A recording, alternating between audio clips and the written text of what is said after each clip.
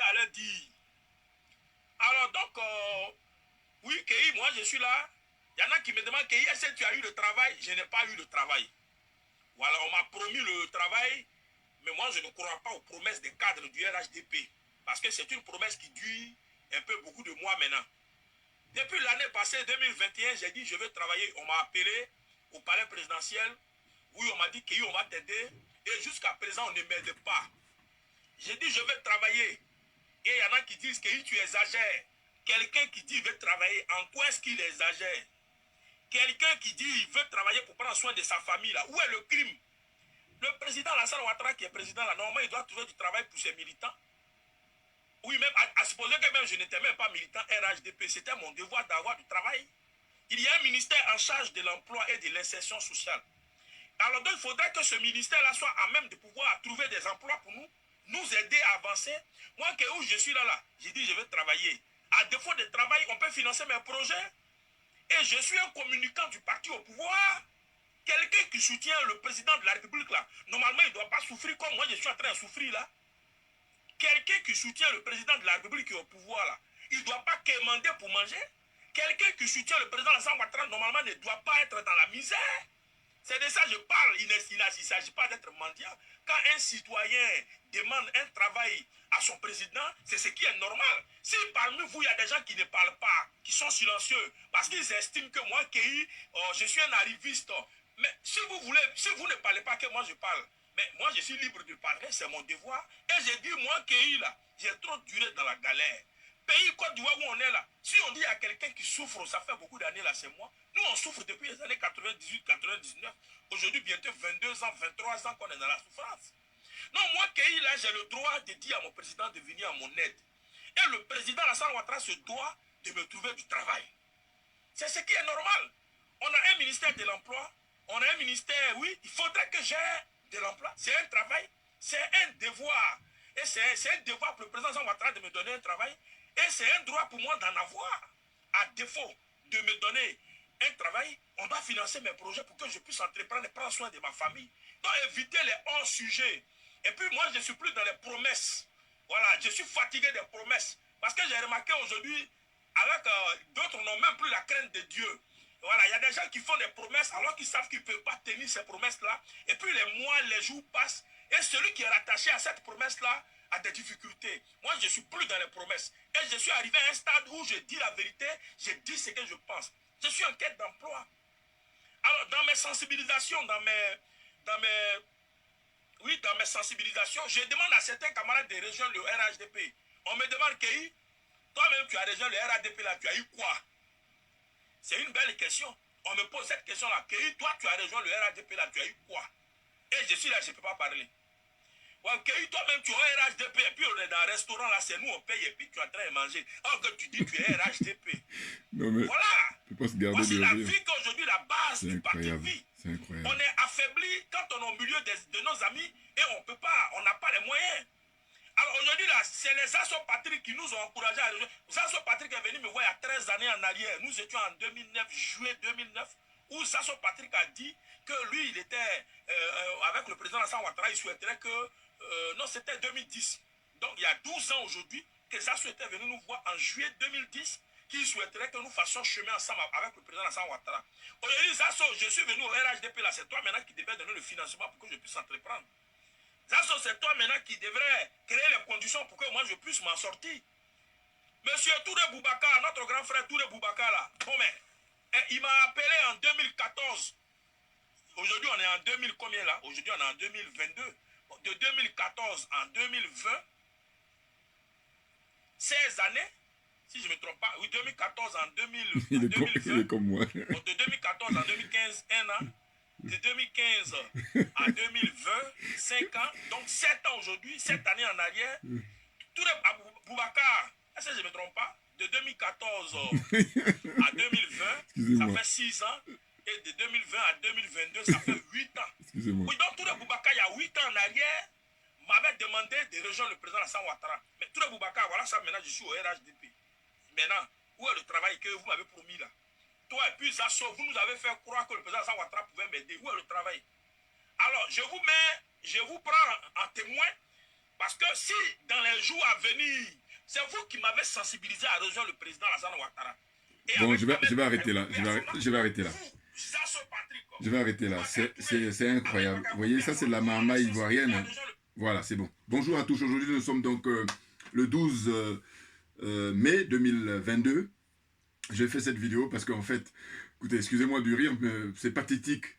C'est extraordinaire. C'est-à-dire que ça fait, je sais pas, la 3e ou 4e fois que je vois ce garçon, que j'ai découvert sur les réseaux sociaux il y a maintenant, on va dire facilement 4 ans. Voilà. Je ne regarde pas tout le temps, je regarde de temps en temps, ça m'arrive. Là, il se trouve que c'est la 3e ou 4e vidéo qu'il fait comme ça, où il se plaint comme quoi il est dans une frustration monstre. C'est-à-dire que il demande du travail. Oh, mon Dieu, mon Dieu. Écoutez, excusez-moi, mais c'est pathétique. Ah là là, la pauvre garçon. Enfin bon, c'est la situation en Côte d'Ivoire. Hein. Bon, je me présente Djoubien. Je suis tellement dépassé, vous ne pouvez pas imaginer, quand je vois ça, je dis, mais c'est comique. Enfin, je veux dire, c'est une plaisanterie. C'est pas sérieux. Donc, je me présente Djoubien, c'est mon surnom sur le net. Hein. Je veux être spécialiste de la France, accessoirement, seulement. Et puis, je suis un panafricain très convaincu. Voyez-vous, ce jeune frère, il est, comment dire, dans une situation, mais c'est malheureux et c'est pathétique. Parce qu'au fond, je crois qu'il s'est dévoué, comment dire, depuis des années. Hein, il a rappelé les dates tout à l'heure pour soutenir le président Alassane Ouattara. Mais visiblement, moi je les connais. Je dois dire que je ne les connais pas trop, ces gens-là. Je les découvre comme ça. Et donc je regarde un peu et j'ai cru comprendre que ce sont des transfuges. C'est-à-dire que c'est des gens, quand le président Gbagbo était au pouvoir, ils étaient à faire de la talakou. Et puis dès qu'ils ont senti le vent tourner, ça y est, ils se sont mis. J'espère que je ne me trompe pas en disant ça. Hein. Là, je prends des risques là. Mais j'ai comme l'impression. Parce que visiblement, ils sont pris pour des clowns. Voilà, c'est malheureux, mais c'est comme ça. Ah, mais, non, mais alors moi, pour ne pas oublier, quand je regarde là, les vidéos, je me dis, mais c'est un bon comédien. Et quand je dis ça, je suis sérieux, hein, c'est-à-dire que je ne plaisante pas là. C'est-à-dire qu'au fond, il y a une vocation là qui ne prend pas au sérieux. J'espère que ceux qui le connaissent, il faudrait lui envoyer ma vidéo. Il peut faire des bons one-man shows. Parce qu'il a une belle élocution, il sait s'exprimer, c'est pas rien. Et puis, il est intéressant. Il est intéressant. C'est vrai que lui, il compte beaucoup sur le fait qu'il fait de la talakou. Il fait de la, comme il dit ça, il est agent de communication de M. Ouattara sur les réseaux sociaux et tout ça, du RHDP, voilà, RHDP, le parti qui n'a que son nom, parce qu'en réalité, le RHDP, il y a, comment dire, à l'époque, avec le président Ali Conan Bédié et puis les autres, je dis oui. Mais ouais, depuis que le président Ali Conan Bédié, parce que c'est lui qui a, comment dire, en tant que représentant du PDCI, hein, qui a un fort contingent. Voilà. Donc, à partir du moment où lui, il a décidé de prendre du large, de prendre ses distances avec M. Alassane Ouattara, tout naturellement, il faut donner un autre nom, si on se veut honnête. Mais n'est pas toujours maintenir le RHDP, parce que ceux qui sont restés, comme diraient les Ivoiriens en général, et puis aussi la jeune sœur qui est aux États-Unis, Edo, beaucoup d'humour, le restaurant, voilà, c'est le terme vraiment qui est approprié. Mais c'est incroyable. Et après, on veut nous parler de conviction politique. Alors, qu'est-ce que ça m'inspire? Je vais vous dire. Ce que ça m'inspire, c'est... ça veut dire qu'il faut beaucoup d'éducation. Ah ben oui, il y a un manque crucial d'éducation. Ben oui, parce que les gens ne savent même plus, quand on dit militer, quand on dit, je sais pas moi, du patriotisme, voilà. Ça ne leur dit rien, parce qu'il manque d'éducation. Donc il faut mettre le paquet, il faut mettre beaucoup d'argent pour éduquer. C'est vraiment la clé de l'avenir. Mais bien entendu. Et il vaut mieux tard que jamais. Parce que je dis qu'on devrait, là, des trucs qui ne mangent pas de pain, c'est-à-dire qui ne sont pas difficiles à faire, bouleverser tous les programmes scolaires et enseigner hein, l'histoire africaine. On a des grands penseurs, on a des grands intellectuels. Et je dis, ils ont déjà même fait le travail et les gens aujourd'hui, il y a juste à les mettre en application. Donc, quel est le problème? C'est-à-dire que l'aliénation, le complexe, la corruption est tellement forte qu'on n'arrive même pas à faire les plus faciles. Ça, c'est facile à faire. Et c'est très salutaire. Ah oui, parce que je vous dis, ce garçon-là, ce jeune frère qui s'appelle Kei Côte d'Ivoire, bon, c'est assez étrange. Quand je dis c'est étrange, c'est que je dis, mais ça ressemble plus à du comique. Parce que si c'est comique, c'est intéressant, mais si c'est réel, mais c'est vraiment difficile pour lui, parce qu'il doit souffrir. Parce que je vous dis, En plus, je ne voulais pas faire au départ. Voilà. J'ai décidé de le faire parce qu'il y en a, ça fait la 3e ou 4e fois qu'il fait des vidéos comme ça où il est en train de solliciter les dirigeants du RHDP, enfin, bon, monsieur Alassane Ouattara et consorts, hein, Kandia Camara, parce qu'il dit que lui, il aimerait bien qu'on lui donne un poste, je sais pas, je sais pas, distributeur de courrier ou je sais pas, en tout cas un petit poste dans une ambassade en Côte d'Ivoire, enfin, de Côte d'Ivoire à l'étranger, naturellement. Ou alors, à défaut, mais qu'on lui donne quelque chose en Côte d'Ivoire, là-bas, il va faire son petit business. Enfin bon. C'est terrible, hein. Et puis, en même temps, ça me fait penser à moi-même, ma propre expérience. Qu'est-ce que j'allais dire? J'allais qu'en fait, alors c'est vrai qu'on n'a pas le même âge, moi je suis beaucoup plus âgé que lui, il est beaucoup plus jeune naturellement. Mais ce que je veux dire surtout, parce que la question n'est même pas là. Parce qu'il y a des gens qui sont comme lui et puis qui sont très, très avancés au point de vue conscience politique et tout ça, et ils ne sont pas dans la marmaille, ils ne sont pas dans la talakou. Voilà, ils sont dans l'engagement, ils sont dans le patriotisme. Hein. Donc, en fait, quand je dis ça me fait penser à moi-même, c'est que moi, vous allez observer que depuis le début, je soutiens le professeur Mamadou Koulibaly. Et du coup, quand je vois ça, je me dis, mais finalement, ça me réjouit. Enfin, ça me réjouit. En fait, ce que je veux dire par là, c'est que je dis que si on fait les comparaisons, on voit bien que qui est-ce qui est intéressé et qui ne l'est pas. Qui est-ce qui a de la conviction et qui ne l'a pas. Qui est dans un engagement sincère et honnête, hein, et qui est vraiment patriote. Parce que ces genres de personnes-là, je crois qu'il va changer sa veste du jour au lendemain, enfin, et puis tranquillement. Parce qu'en fin de compte, ce n'est pas les convictions qui les animent. Non, ce qui les anime, c'est la cupidité. C'est comment avoir du matériel, et puis briller, et puis la ramener. C'est ça. Ah là là, la Côte d'Ivoire, voilà, c'est la Côte d'Ivoire d'aujourd'hui. C'est l'héritage du fouet de Boigny, s'il vous plaît. S'il vous plaît. Mais bien entendu. Hein. Ah non, mais c'est incroyable. Toujours quand c'est comme ça, j'aime bien, moi, les comparatifs. C'est vrai que je dis, mais dites-moi, hormis en Côte d'Ivoire, ce spectacle-là, est-ce qu'il y en a dans d'autres pays? Sachant que la zone CFA regroupe 15 pays. Donc je suis curieux de voir, est-ce qu'il y en a au Bénin, hein, ces genres d'attitudes-là, où le mec il fait une vidéo et puis il est en train de chialer, il est en train de pleurer en disant, voilà, donnez-moi du boulot, je milite pour vous, je fais du tapage sur Internet et tout. J'insulte tous ceux qui sont pas derrière. Enfin, je regarde parce que je me dis, au début, par contre, quand je regardais il y a maintenant 3 4 ans, je le trouvais drôle. C'est pour ça que là, maintenant, je dis, mais non, mais en fait, il y a une vocation qu'il est en train de rater, là. Hein. Bon, il n'est jamais trop tard, parce qu'il n'est pas âgé, donc il peut. Moi, je dis, il faut qu'il se rapproche des humoristes, là. Il y en a plein en Côte d'Ivoire, d'ailleurs, la Côte d'Ivoire, c'est un pays où il y a beaucoup d'humoristes, aussi bien les hommes que les femmes. Hein. Donc, il faut qu'il se rapproche de ces gens-là, qui sont des professionnels, et il va percer. Ah, moi, je fais le pari. Voilà. Hein. Prenez ma vidéo, là. Si jamais, comment dire ça, il arrive à voir ma vidéo et puis il prend ça au sérieux. S'il prend au sérieux et puis il va prendre quelques cours là, mais il n'a pas besoin de beaucoup parce qu'il est déjà comment dire, il a déjà ça en lui, voilà, faire le show. Donc il pourrait monter facilement sur scène. Alors là, il ne s'agira pas, non, il ne peut même pas de critiquer M. Ouattara, mais il y a des choses à dire, voilà. Mais moi, je crois qu'il a un potentiel, voilà. Au point de vue humoristique, il a un potentiel. Mais encore une fois, quand je vous dis ça, franchement, je suis pas dans... Je rigole, mais je suis sérieux, là, quand je lui fais cette proposition. Oui, oui, oui, parce que euh, j'aurais pu penser, ou même pas penser à ça, mais quand je pense, c'est parce que vraiment, quand je regarde là, faire sa vidéo, là, et puis à raconter sa vie, comme quoi il a sa famille à nourrir, comme quoi les gens qui le connaissent, comment il le regardent, comment il observe et tout, voilà, il est considéré comme moins que rien. Enfin bon, c'est pathétique, c'est très touchant en fait, voilà. Et du coup, on se dit, mais c'est de la fiction, c'est de la réalité, il joue un rôle, on sait même plus. Mais à force de répéter, parce que c'est pas la première fois qu'il le fait, je vous dis, moi, ça fait la 3e ou 4e fois, hein, sachant que j'ai pas tout vu, mais les fois où je l'ai regardé là, comme ça, à faire des vidéos pour solliciter les dirigeants de M. Ouattara et puis Kandia Camara et compagnie, hein, il n'arrête pas parce que finalement, il parle des promesses, voilà. Il dit qu'ils ont promis. Ils lui ont promis depuis pas mal de temps et il est toujours en train d'attendre. Du coup, il n'y croit même plus. Et c'est même pour ça que là, maintenant, il est dans le désarroi total.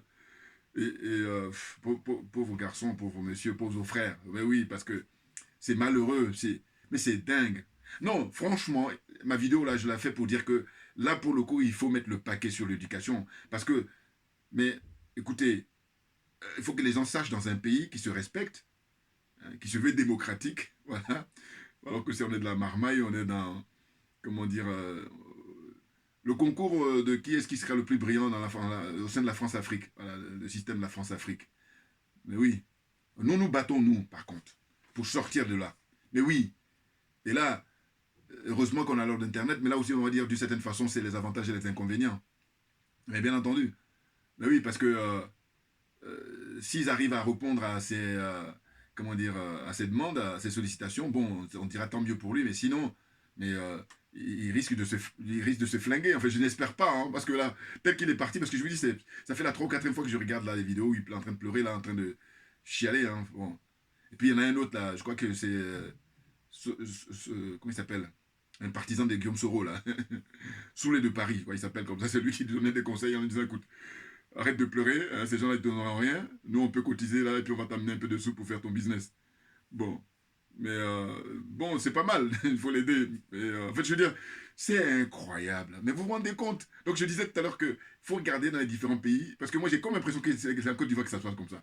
Eh oui, alors que les Ivoiriens, ils aiment s'éventer, hein, voilà, choco, hein, comme ils disent ça, et puis et là finalement, les Ivoiriens deviennent avec ça, quand on regarde ça, on dit mais c'est la risée de toute la zone CFA, là, hein, les aliénés, les complexés, les corrompus. Ben là, lui, il est en train de tenir le flambeau. Enfin bon, là, ça devient folklorique, voilà, hein, parce que, oh là là là là, c'est terrible. Et au début, il ne donnait pas les noms de Zasso, là. Zasso, si c'est un autre transfuge. Je crois que tout ça, c'est des gens qui soutenaient le président Laurent Gbagbo à l'époque quand il était au pouvoir. Mais quand ils ont senti que ça commençait à ne plus marcher pour lui et qu'il allait se faire renverser, et ben, ils ont tourné leur veste. Bon, ça, c'est vieux comme le monde. Hein. Je veux dire que c'est une habitude de l'humain. Malheureusement, voilà, vous voyez, comme j'ai dit souvent, pendant la guerre, ne sont pas nombreux les résistants. En revanche, quand la guerre est terminée, c'est là où on voit qu'il y a eu beaucoup de résistants, alors qu'en réalité, ils étaient planqués, ils étaient même dans le camp adverse. Et quand la victoire arrive maintenant, il y a beaucoup de gens qui se réclament d'avoir été comment dire, des résistants. Alors moi, je me dis comme on a l'heure d'Internet, on a l'heure des réseaux sociaux, quand c'est comme ça, je dis, écoutez, on va sortir les images hein, et pour voir qu'est-ce que vous avez pu faire pour résister.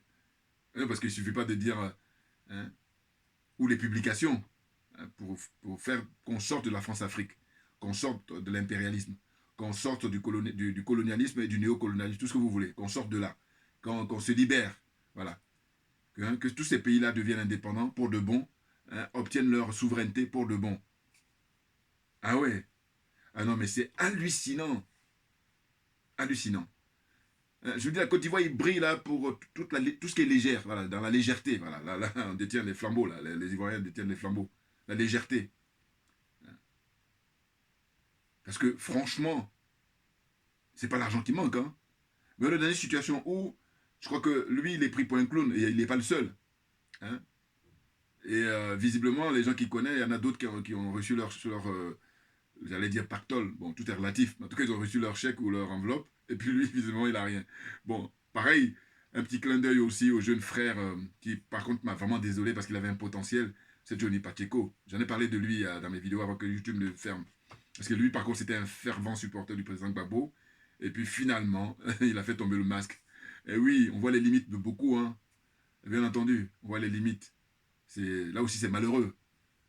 Mais par contre, lui, c'est vraiment un cas d'école. C'est-à-dire qu'il faut l'étudier dans les écoles de sciences politiques. Parce que il a été très... Lui, alors dites-moi si je me trompe, hein, mais je crois que Johnny Pacheco, il n'y a pas un YouTuber hein, qui a été beaucoup plus loin que lui pour insulter le président Alassane Ouattara. Bon, il a une chance extraordinaire parce que finalement, compte tenu de son énergie, parce que comme je vous dis souvent, chacun de nous a une énergie. Et cette énergie-là, c'est ce que je qualifie de génie. Voilà, donc son génie à lui a fait que malgré tout, ben, il a été récupéré et puis il a pu bénéficier d'une certaine somme. Il pourrait donner au moins 10% à Kei Côte d'Ivoire, là, ce garçon qui pleure là. Ce serait mieux, d'une certaine façon. Et puis aussi, qu'est-ce qu'il a fait? Il s'est présenté, voilà, lui par contre il était dans une assurance, mais lui aussi s'est présenté à Yopougon, je crois, il a la mairie de Yopougon, finalement il n'a rien eu. Bon, en fait, bon, ce sont des amuseurs publics, voilà, d'une certaine façon. Mais moi, je vous dis, je crois que le meilleur conseil que je puisse donner à ce jeune frère, c'est il faut faire de la comédie et pouvoir faire un one-man show. Va prendre des cours, tu n'en auras pas besoin de beaucoup. La chance que tu as, c'est ça, c'est que tu as un potentiel, donc il faut prendre des cours et puis tu vas faire des shows, un one-man show, tu vas briller. Je vous dis, je le souhaite vivement pour lui parce que au moins là, tu serais digne, parce que là, tu es dans une indignité totale. Là. Parce que quand tu sollicites ces gens-là, si encore ils daignaient te regarder, mais en réalité, ils te prennent pour un clown. Ils n'ont aucune considération, beaucoup même de mépris pour toi. Donc toute l'énergie que tu gaspilles là, ben, tu es devenu la risée de tous les, tous les jeunes Ivoiriens. Enfin bon, c'est incroyable. Vous voyez ça? Ah là là, la Côte d'Ivoire, Yako. Ça, c'est l'héritage de Fouet-Boigny. Allez, deuxième reprise, parce que je l'ai déjà dit auparavant. Mais bien entendu, qu'est-ce que vous voulez? Parce que au Mali, on a, ce à quoi on assiste, on a l'héritage de Modibo Keïta. Ah ben bien entendu. Mais bien entendu. Qui est en train de sauver l'honneur, qui est en train de sauver notre dignité. Ils sont en train je vous dis, ça fait un moment maintenant, hein, ils font transpirer, hein, l'élite française, les dirigeants français. Ils leur donnent des sueurs froides, graves. Là, la dernière en date, c'est par exemple, ils poussent le bouchon, même, ça devient intéressant même de plus en plus, c'est Jean-Luc, comment il s'appelle, le ministre des Affaires étrangères, là, Jean-Yves Le Drian, voilà, Le Drian, homme d'affaires, hein, qui est avec son fils, eh ben, il est convoqué à Bamako, voilà, pour une enquête qui est ouverte là-bas. Voilà. Parce que il y a une société qui est dirigée par son fils et visiblement, il a eu le marché sur une période de 10 ans. Vous vous rendez compte pour la fabrication des passeports au Mali? C'est incroyable. Mais je vous dis, pour la France, c'est quelque chose qui est banal, hein, les conflits d'intérêts. Voilà. On n'a pas de problème avec ça. Alors là, je vous dis, quand c'est comme ça, j'aime bien les qualificatifs ou l'expression des Ivoiriens. Ils ont fini avec ça. Ils ont fini avec ça. Ah oui, ils n'ont pas de problème. Hein. Sans état d'âme, ils vont agir là-dessus. Hein. Regardez, hein, quel est ce pays où le ministre de la Justice, Dupond-Moretti, le mec, il est poursuivi. Le ministre de la Justice. Donc en fait, tout est dit. Et ce qu'il faut retenir, c'est que je vous dis, ceux qui dirigent ce pays, hein, les oligarques, là, leur philosophie de vie, d'abord, l'argent, c'est le roi. Leur Dieu, c'est l'argent. Voilà, l'argent est leur Dieu. Voilà, comme certains ont pour Dieu Mahomet ou Jésus ou tout ce que vous voulez. Voilà. Mais eux, quand tu parles de Dieu de la prière, c'est l'argent. L'argent, c'est Dieu. Premier point. Deuxième point, c'est des gens qui aiment, comment dire, diviser. Mais bon, là, par contre, pour le coup, c'est quelque chose qui est tout à fait naturel, au sens où on ne le retrouve pas que chez eux. Mais eux, par contre, c'est très accentué. Voilà, diviser pour régner. C'est très fort chez eux, beaucoup plus fort que le reste de l'humanité. Et ensuite, un truc qu'ils adorent, mais qu'ils affectionnent, c'est de ridiculiser les gens. Ah oui, ah oui. Et là, j'ai des exemples à l'appel par rapport à l'histoire. Regardez là la tenue du président Laurent Gbagbo quand on l'a arrêté en 2011. Il est en tenue comme ça, hein, on enlève sa chemise et toute la scène là, on n'avait pas besoin de montrer ça au monde entier. Oh, on le montre pour l'humilier, c'est ça que ça veut dire. Ou alors, je me souviens aussi Saddam Hussein qui à l'époque, qu'est-ce qu'on lui fait? Il est pendu le jour, c'est un vendredi, mais le vendredi c'est un jour saint pour les musulmans. Mais tout ça est fait c'est pour humilier. Voilà. Et ça, en observant, j'ai très bien compris leur fonctionnement. Voilà, vous voyez. Donc c'est incroyable. Il faut en prendre conscience. Voilà. Et puis je te dire quoi? Et puis je te dire, moi je dis ces gens-là, ils ont l'apparence d'êtres humains, mais ce ne sont pas des êtres humains. Soyons d'accord. Ah ben bien entendu, bien entendu. Parce que moi je me vante, hein, je prétends être un être humain parce qu'il y a des minimums que je maîtrise et je les mets en pratique. Oui, parce qu'il ne suffit pas seulement de, comment dire, le dire, hein, parce que ça reste théorique, théorique. Excusez-moi des prononciations. Vous m'aurez compris. Vous voyez, il faut passer à la pratique. Voilà. Là, ça devient beaucoup plus intéressant. Mais oui, non, franchement, c'est vraiment terrible comme ça d'en arriver là. Et ils sont là, ils se marrent alors qu'ils ont beaucoup, beaucoup d'argent. Hein, c'est là le pire. Parce qu'encore s'ils n'en avaient pas beaucoup, on peut dire, bon, comme ils n'en ont pas beaucoup, donc ils ne peuvent pas. Mais non, ils en ont même, ils ne savent même plus où en mettre. Mais simplement, lui, ils n'ont aucune considération pour lui. Lui, et puis, il n'y a pas que lui, il y a d'autres assos là. Je ne sais même pas si lui aussi rentre dans ses fonds. Je sais que Johnny Pacheco a réussi à se tirer d'affaire. Hein, parce que malgré tout ce qu'il a eu comme agitation pour invectiver, pour insulter, pour humilier le président Alassane Ouattara à l'époque, quand il était du côté de Gbagbo, bon. Mais là maintenant, ça y est, je crois qu'il s'est pris une raclée là, quand il s'est présenté aux législatives en Côte d'Ivoire, et puis il a compris que c'est pas aussi évident. C'est-à-dire que c'est pas parce que tu as du succès sur le net. Et puis je crois aussi que eux, ça les intéresse pas qu'ils deviennent députés parce qu'autrement ils auraient mis les moyens. Voilà, la vraie raison, je le dis aujourd'hui pour Johnny Pacheco. En réalité, c'est ça. Ils n'avaient pas envie parce qu'ils ont les moyens. Voilà. Il y a des gens qui arrivent à parachuter facilement, alors que là, en plus, ça, c'est son village là-bas, au Gagnois là-bas. Bon, donc en gros, j'espère qu'il a tiré des leçons de ça, hein, mais je ne sais même pas, parce que les frères, là, ils sont perdus. Ah oui, pour moi, ils sont perdus. Hein. Grave. Ah ben oui, oui, oui. Non, parce que là, c'est même plus du 190, ou je sais pas, c'est vraiment de l'autre extrême à l'autre extrême, là, non. On peut trouver un peu, quand même trouver un juste milieu. Non, non. Il a basculé, mais grave. Puis maintenant, il est en train d'allumer du camp de Gbagbo un peu. Bon. Que voulez-vous? C'est la Côte d'Ivoire, c'est la marmaille à l'ivoirienne. Voilà, on peut la déposer, cette marque-là, hein, la marmaille ivoirienne. Mais oui. Non, parce que je vous dis, je ne sais pas si, hormis la Côte d'Ivoire, on peut assister à ce genre de spectacle-là. Où, bon, on ne peut pas être brillant partout. Voilà. D'une certaine façon, on peut peut-être voir ça comme ça, j'allais dire, pour une approche philosophique. Voilà. Parce que la Côte d'Ivoire, pour moi, dans cette zone-là, c'est la plus bling-bling. Et c'est le bon élève de la France. Bon, ça, par contre, c'est quelque chose qui n'est pas discutable. Voilà. Ça a été inauguré avec Houphouët-Boigny. Et puis maintenant, M. Alassane Ouattara, lui, il a battu même Houphouët-Boigny. Au point de vue, comment dire, aliénation, au point de vue complexe et au point de vue corruption. Ah, il a battu le maître. Il a battu son chef, il a battu son modèle. C'est clair. Et oui, oui, oui, oui. Mais toujours est-il que ils sont dans le mensonge, bien entendu. Parce que eux, ils ont épousé hein, l'autre côté, l'OTAN, là. Voilà. L'OTAN, c'est l'empire du mensonge, comme dit le président Vladimir Poutine. Très, très grand monsieur, qui marque l'histoire définitivement. Ah oui, là, il fait un travail de titan. Ouais, il y a toute une coalition là, l'OTAN, là, avec les aliénés d'Afrique, quelques aliénés d'ailleurs, mais ils ne sont pas très nombreux, heureusement. Parce que rappelez-vous, je vous dis souvent, quand à l'époque, il y avait eu les interventions en Irak d'abord, et ensuite en Libye, et puis même aussi en Côte d'Ivoire, il faut regarder le nombre de votes, hein, les suffrages qui ont été exprimés à l'ONU. Parce que, bon, je dis ils ont instrumentalisé, non, mais c'est leur outil. Maintenant, on en a pris conscience, mais bien entendu. Maintenant, c'est les frères là qui travaillent là-dedans. On se dit, ben, bon, en fait, vous échangez votre confort qui est misérable avec la dignité de l'Afrique. C'est de ça dont il s'agit. Ah, bien entendu, tous les frères et sœurs qui travaillent dans ces organisations-là, non, il ne faut pas la ramener. En fait, le pompon, pour moi, c'est quand on veut la ramener. Je dis, pour la ramener, il faut être digne. Oh, vous n'êtes pas digne, bien entendu. Donc, il faut réfléchir. Je dis, tant qu'il n'y a pas de mort d'homme, on peut encore négocier. Mais dès qu'il y a mort, oh, il y a beaucoup de morts, beaucoup de sacrifices des Africains. Beaucoup, beaucoup, beaucoup trop. Voilà.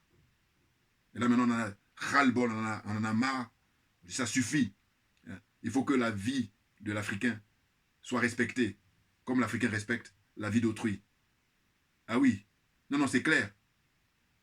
Et vous allez observer que moi, comme je suis dans une approche de l'intérêt général, je disais tout à l'heure, contrairement aux frères, comment dire, là, qui fait des vidéos pour solliciter M. Alassane Ouattara, RHDP et consorts, Kandia Camara et tout ça, moi, quand je dis que je soutiens le professeur Mamadou Koulibaly, c'est simplement, par mon expérience de vie ici, j'ai vu que c'est pas sorcier pour s'en sortir. Voilà. Et qu'il faut juste prendre les gens qualifiés, les mettre au poste qu'il faut. C'est la seule façon pour que nous sortions de ce gouffre-là. Que dis-je, hein, de ce cauchemar qui est assez duré. Voilà.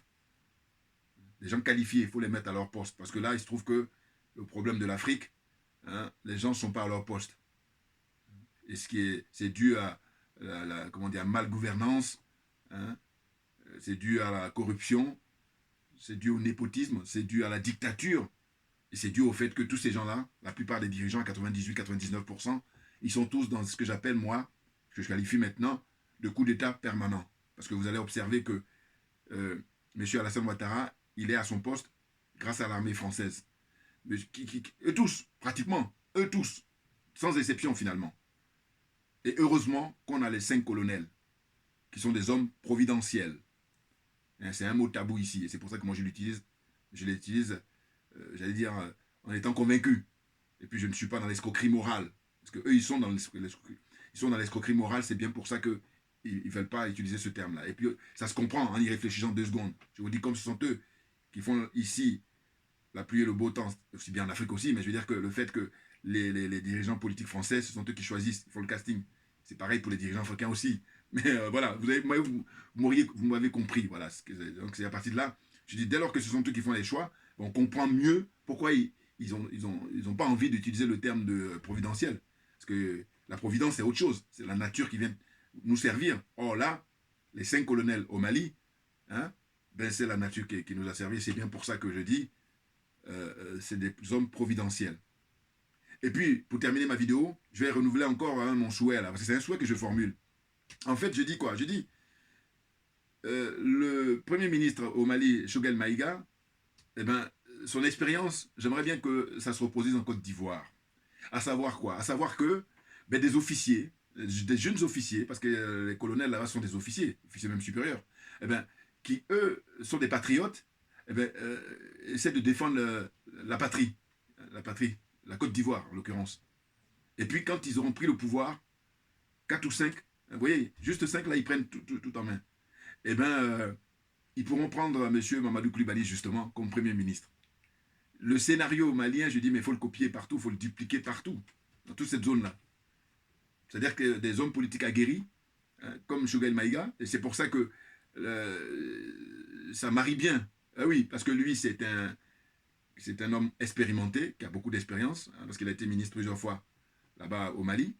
Et puis maintenant, il a affaire à des militaires qui, eux, sont des professionnels hein, pour assurer la sécurité, de l'intégrité du pays. Voilà. La sécurité de tous les Maliens. Des vrais patriotes. Donc chapeau bas, messieurs. Je vais le saluer tout le temps. Et là maintenant, on est en train d'attendre le moment où le franc CFA va être enterré définitivement. À vie. Et c'est le Mali qui va inaugurer ça. Bon, il y a un petit concours avec le président Touadéra, c'est de bon augure, et puis c'est très intéressant parce que lui, il a pris notre voie, parce qu'il est mathématicien, lui. Hein. Donc, bon, il dit toujours qu'il peut nous surprendre, lui. Et d'une certaine façon, voilà, les mathématiciens ont une approche qui n'est pas la même que le commun des mortels. Parce qu'il est professeur de mathématiques à l'université. Et puis, bon, je lui dis ce qui m'a beaucoup touché, c'est quand j'ai su, il y a quelques temps, il y a longtemps, hein, enfin, quand il était dans son premier mandat, le fait qu'il aille enseigner, comment dire, malgré qu'il soit président, il donnait des cours là-bas à l'université à Bangui. Je ne sais pas s'il continue, mais c'est extraordinaire. Je crois aussi que ça a été le cas de M. Mamadou Coulibaly. Ouais, c'est des gens qui sont simples et puis qui sont vraiment animés, qui sont marqués par le service de l'intérêt général. Et ça, c'est extraordinaire. Donc je dis le souhait que je formule, je l'avais déjà fait dans une vidéo, mais là je renouvelle, c'est qu'en Côte d'Ivoire, il y ait des soldats, hein, des officiers, voilà, qui puissent prendre pour le pouvoir, et puis ils vont choisir M. Mamadou Coulibaly comme Premier ministre. Ça aura de la gueule. Voilà, bien entendu. Merci à vous tous pour votre attention. N'oubliez pas, hein, je suis sur Facebook, sur Twitter, et puis sur YouTube naturellement. Merci à vous tous pour votre attention encore une fois, et puis à très très bientôt. Et puis je fais aussi un salut aux comment ils appellent ça là, les gars là, qui passent leur temps à faire des commentaires. Hein, ils vont se reconnaître. Voilà. Merci bien, et à bientôt.